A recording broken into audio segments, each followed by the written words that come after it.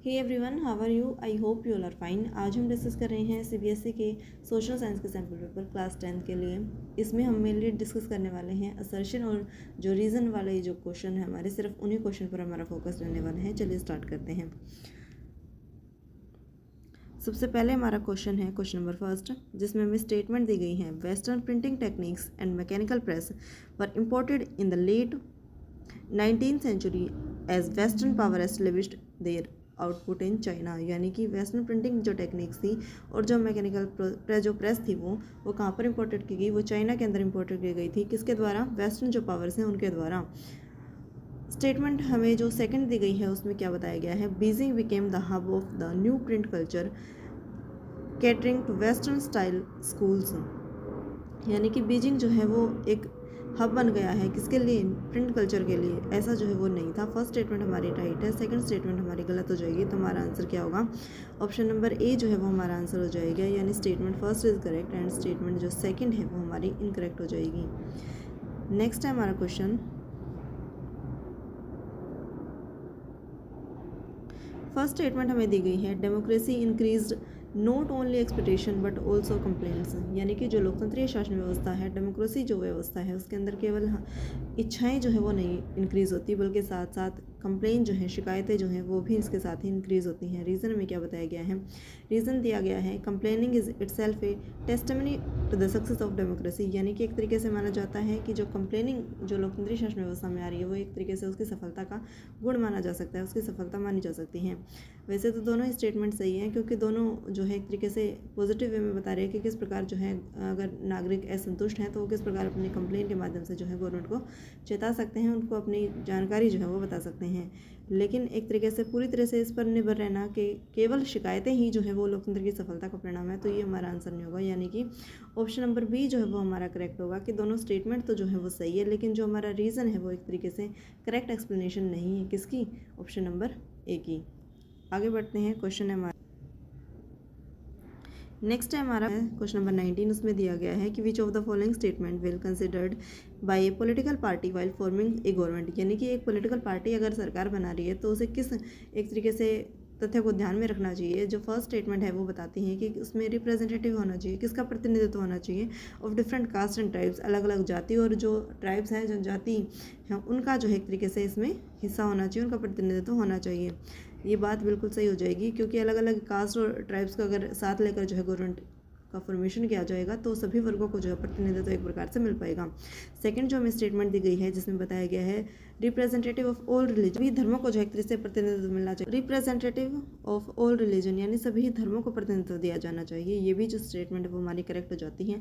Third statement क्या दी गई है? रिप्रेजेंटेटिव ऑफ द एलाइट, केवल कुछ जो एलाइट वर्ग हैं, जो प्रभावशाली वर्ग हैं, उन्हीं को जो है प्रतिनिधित्व दिया जाना चाहिए। ये हमारी एक तरीके से नेगेटिव बात कर रहा है, क्योंकि उनके पास जो एलाइट वर्ग है उनके पास काफ़ी जो धन संपदा और पॉलिटिकल और इसके साथ ही सोशल इकोनॉमिक पावर जो उनके पास पहले से ही मौजूद है, अगर उन्हें हम शामिल कर लेंगे किसमें? फॉर्मेशन ऑफ गवर्नमेंट, तो कहीं ना कहीं वो जो है गवर्नमेंट की पॉलिसीज़ को जो है इफेक्ट करेंगे बुरी तरीके से। तो ये जो है नहीं होना चाहिए। तो ये हमारा ऑप्शन जो है वो एक तरीके से गलत हो जाता है। नेक्स्ट हमारी स्टेटमेंट है representative of the non resident of India, यानी एनआरआई जो हैं उनको एक तरीके से किसमें शामिल कर लेना चाहिए। तो ये भी जो स्टेटमेंट है वो गलत हो जाएगी, क्योंकि वो इंडिया के निवासी नहीं रहे हैं अभी।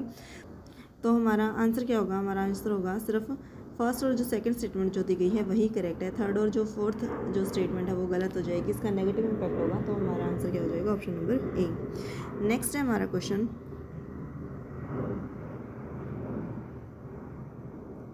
नंबर 4, जिसमें हमें बताया गया है फर्स्ट स्टेटमेंट हमें दी गई है 1906 के अंदर the export of Indian yarn to China declined. यानी कि जो 1906 के अंदर जो धागे, भारतीय धागे का निर्यात जो है वो चाइना के अंदर वो एक तरीके से डिक्लाइन हुआ है उसका। हमें रीज़न जो है वो क्या दिया गया है? रीज़न दिया गया है after the first world war, जब पहला विश्व युद्ध समाप्त हो जाता है, मैनचेस्टर को never recapture it's old position in the market. यानी कि जब फर्स्ट वर्ल्ड वॉर समाप्त हो जाते हैं तो मैनचेस्टर जो है वो एक तरीके से अपनी पुरानी व्यवस्था को जो है दोबारा स्थापित नहीं कर पाया। जिस एक तरीके से रीज़न जो दिया गया है वो एक्सप्लेनेशन जो है वो उसकी नहीं कर रहा है, क्योंकि फर्स्ट स्टेटमेंट हमें चाइना के बारे में बताती है, जबकि सेकंड स्टेटमेंट में हमें मैनचेस्टर ब्रिटेन का जो शहर है प्रमुख उसके बारे में जानकारी मिलती है। तो यानी कि दोनों स्टेटमेंट तो सही हैं, लेकिन जो हमारा रीज़न दिया गया है वो इसकी करेक्ट एक्सप्लेनेशन नहीं है। आगे बढ़ते हैं। क्वेश्चन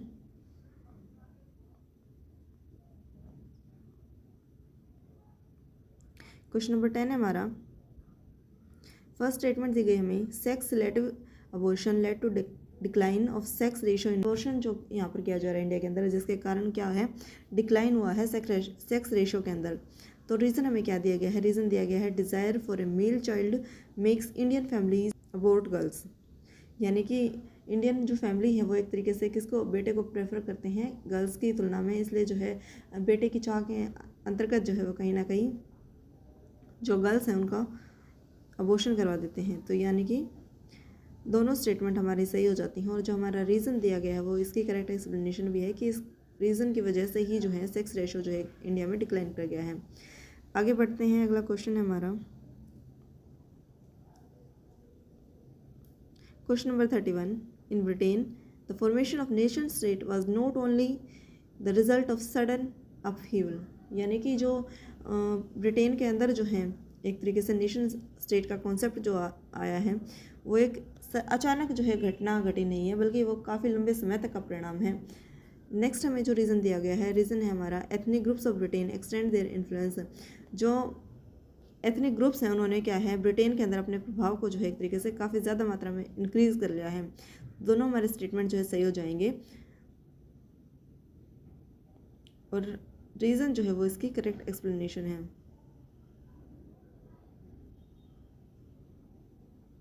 अगला क्वेश्चन है हमारा क्वेश्चन नंबर 34।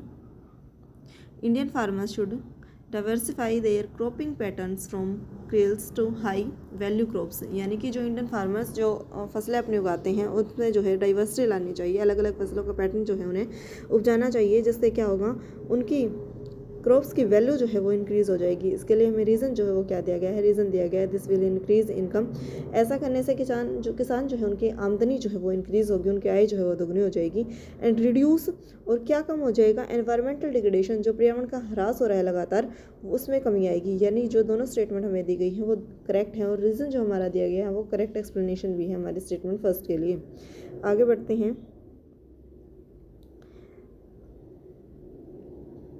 ये क्वेश्चन अभी हमने डिस्कस कर लिया था, ये रिपीट हो गया। आगे चलते हैं, नेक्स्ट है हमारा क्वेश्चन नंबर 25।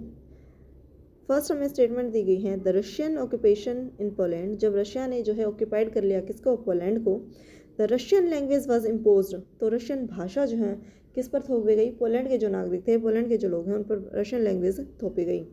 रीज़न हमें क्या दिया गया है, the use of Polish soon came to be a symbol of struggle against Russian dominance, यानी कि जो पोलैंड के निवासी थे उन्होंने एक तरीके से इनकी भाषा को सीखने से इनकार कर दिया, और बल्कि अपनी जो उनकी पोलिश भाषा थी उसे लंबे समय तक जारी रखा, किस सिंबल के रूप में, स्ट्रगल के सिंबल के रूप में, और रशियन के डोमिनेंस के अगेंस्ट। तो हमारा आंसर क्या हो जाएगा, हमारा आंसर होगा दोनों स्टेटमेंट जो है वो सही, और जो हमारा रीज़न दिया गया वो बिल्कुल करेक्ट एक्सप्लेनेशन कर रहा है किसकी, स्टेटमेंट फर्स्ट की।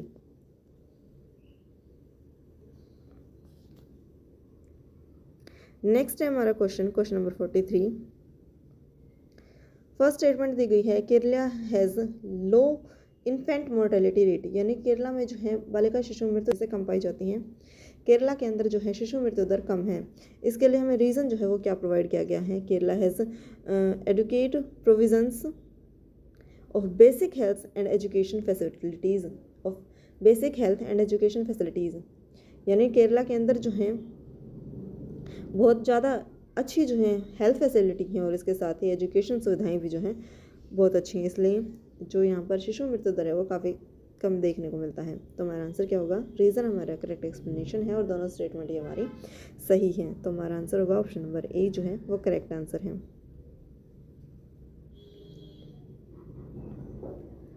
नेक्स्ट है हमारा क्वेश्चन, फर्स्ट स्टेटमेंट दी गई है, majority community is dominant in a few democratic states, reason हमें दिया गया है, dominance can undermine the unity of the country, यानी कि बहुसंख्यक जो समुदाय हैं वो किसी भी लोकतांत्रिक जो शासन व्यवस्था है।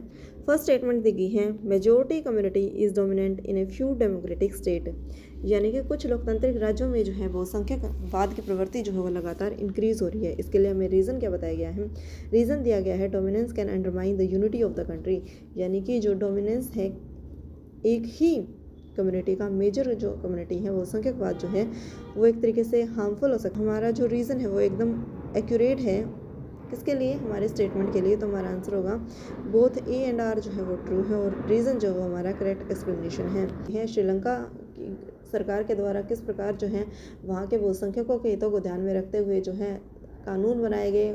श्रीलंका में जो सिंगली समुदाय के लोगों को रोजगार में प्रावधान दिए गए। जो तमिल समुदाय है उसके बीच संघर्ष, जिसके कारण जो है अल्पसंख्यक और बहुसंख्यकों के बीच जो है एक तरीके से लंबी विवाद की खाई लगातार बढ़ती चली जाती है और उनके बीच आपसी मनमुटाव टकराव की स्थिति उत्पन्न हो जाती है। और किस प्रकार श्रीलंका में जो है लंबे समय तक विद्रोह तमिल और सिंगली समुदाय के बीच में देखने को मिला।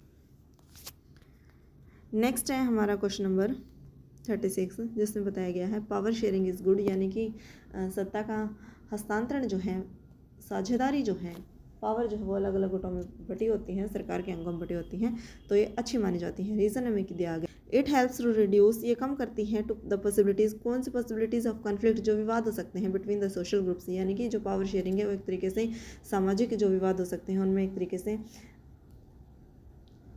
समाधान के रूप में प्रस्तुत करती हैं। आंसर होगा हमारा ऑप्शन नंबर ए। दोनों स्टेटमेंट हमारी सही और रीज़न इसकी करेक्ट एक्सप्लेनेशन भी हैं। आगे बढ़ते हैं, क्वेश्चन नंबर 36 है हमारा, the distinct between singly and Tamil communities turned into wide spread conflict in Sri Lanka, यानी कि श्रीलंका में जो है किस प्रकार तमिल और सिंगली समुदाय के बीच विवाद जो है, जो दो समुदाय का विवाद था, उसने बड़े लेवल पर श्रीलंका को नुकसान पहुंचाया। रीज़न हमें दिया गया है 1956 का एक्ट जो है recognised singly as the only official language, जिसके अंतर्गत क्या है सिंगली भाषा को क्या है आधिकारिक भाषा का दर्जा दिया गया था। अभी हमने ऊपर क्वेश्चन में भी डिस्कस किया था किस प्रकार जो है केवल जो बहुसंख्यकों के हितों को ध्यान में रखकर जब सरकार कानून बनाती है तो अल्पसंख्यकों के मन में जो है घृणा की भावना उत्पन्न हो, किस प्रकार जो है गृह युद्ध की स्थिति उत्पन्न हो सकती है। नेक्स्ट है हमारा क्वेश्चन,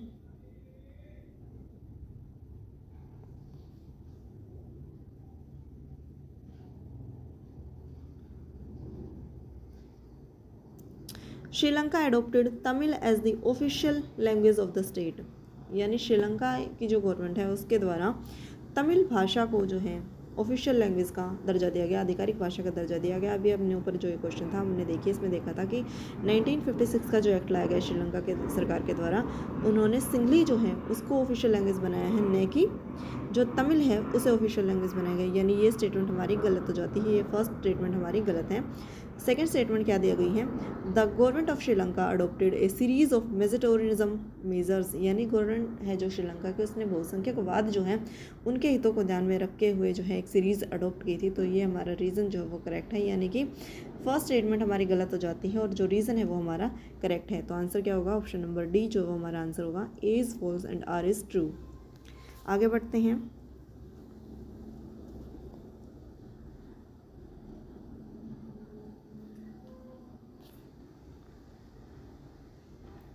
क्वेश्चन नंबर 15 है हमारा, democracy is a legitimate government, यानी लोकतंत्रीय शासन व्यवस्था जो है एक वैधानिक सरकार है, लेजिटिमेट गवर्नमेंट है।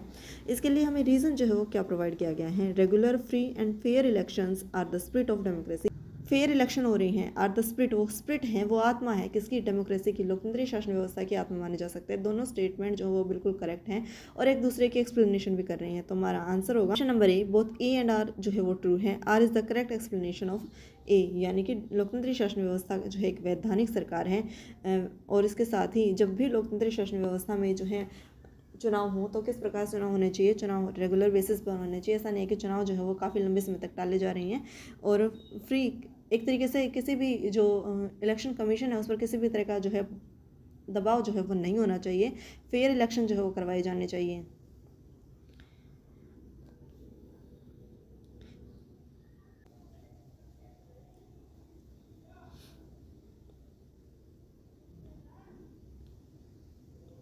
नेक्स्ट है हमारा question, political parties are important in the functioning of democracy, यानी कि राजनीतिक दल जो हैं वो काफ़ी इंपॉर्टेंट रोल प्ले करते हैं किसमें, लोकतंत्रीय शासन व्यवस्था में। स्टेटमेंट बिल्कुल करेक्ट है क्योंकि पॉलिटिकल पार्टी ही जो है सरकार का फॉर्मेशन करती है, अपोजिशन का रोल निभाती है और इसके साथ ही जो है अनेक जितने भी महत्वपूर्ण कार्य किए जाते हैं वो डेमोक्रेसी के अंदर पॉलिटिकल पार्टीज़ के द्वारा ही किए जाते हैं। इसके लिए हमें रीज़न जो है वो क्या प्रोवाइड किया गया है, रीज़न दिया गया है the media plays an important role, media जो है काफ़ी ज़्यादा इंपॉर्टेंट रोल प्ले करता है in the making of political parties के मेकिंग में, निर्माण में, यानी कि दोनों स्टेटमेंट हमारी सही हो जाती हैं और रीज़न जो है वो हमारा करेक्ट एक्सप्लेनेशन भी है किसकी, स्टेटमेंट फर्स्ट की। वर्तमान समय की अगर हम बात करके देखें तो क्या हमारी जो मीडिया है वो स्वतंत्र मीडिया रह गई है? किस प्रकार जो है लगातार जो है मीडिया का इंडेक्स जो है वो लगातार गिरता जा रहा है, इस संदर्भ में भी सोचने की आवश्यकता है। आगे चलते हैं। नेक्स्ट है हमारा question, the most serious source of nationalist tension in Europe after 1871 was Balkan. 1871 के अंदर यूरोप में जो है राष्ट्रवादी तनाव का कारण जो है वो क्या माना जाता है? बाल्कन जो है उसे माना जाता है। रीज़न हमें इसके लिए क्या दिया गया है? रीज़न दिया गया है, a large part of Balkan was under the control of Ottoman साम्राज्य। एक बड़ा जो है क्षेत्र बाल्कन का जो था वो किसके अंदर अंडर कंट्रोल था? वो था ओटोमन एम्पायर के अंदर। तो दोनों स्टेटमेंट हमारे सही है और जो रीज़न हमें दिया गया है वो इसकी करेक्ट एक्सप्लेनेशन भी है।